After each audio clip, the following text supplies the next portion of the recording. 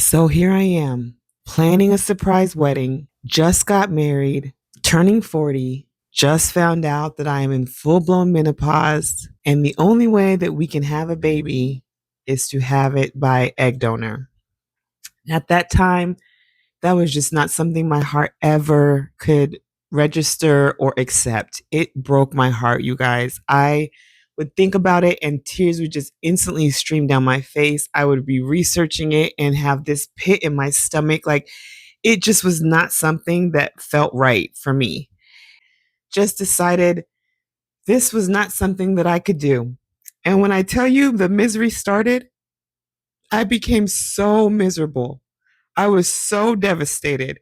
I was so broken. I was so embarrassed and ashamed. And I felt so worthless. I felt like this is your job. This is what you have been born to do, is to breed, is to have babies, is to give life. You have saved yourself. You've waited for your husband. This has been something that you planned and planned and planned for. You did everything they said you're supposed to do. Like, that's how And you do me, now God? that is not something that hurts. that you get to have. Man, you want to talk about a blow?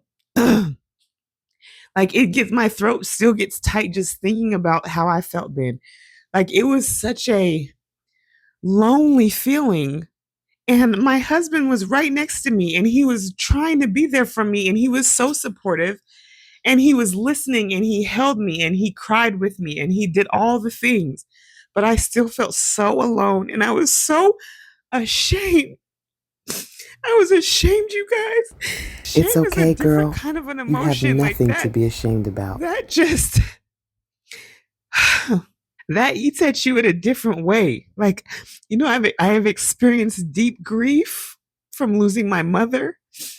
I've experienced grief also, or like abandonment. I've From when your daddy experienced left betrayal. y'all, I've all from the experienced these closest people very to me, my family. strong emotions and feelings. But shame, I'm fine, guys. I know. A lot of tears. I promise I'm okay. Stuff comes up when you're talking about it, but I promise I'm okay and the story gets better. I still am not exactly sure where the shame is coming from because That damn devil. I understood that this was not my fault. And I understood the science behind it. I understood how things just don't work out for people. It just seemed like such a crazy thing for this not to be the thing to work out for me. My whole career has been working with children. I've been working with first-time moms for the last 8 years. After everything I'd been through, everything I sacrificed, everything that I did to try to do what I thought I was supposed to do to be deserving of this family that I yearned for so badly. Ugh, that was really, really hard. It was very hard. And I really only shared that information with my husband and my best cousin and his wife at the time, which were the closest people to me. And I just was very sad.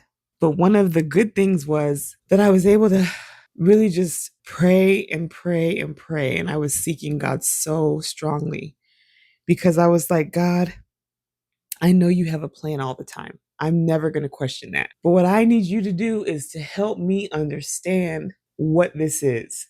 I need you to take this desire, this passion, this urge to be a mother away from me. And God was like, I hear you, but it's still funny that you really think you running this, boo.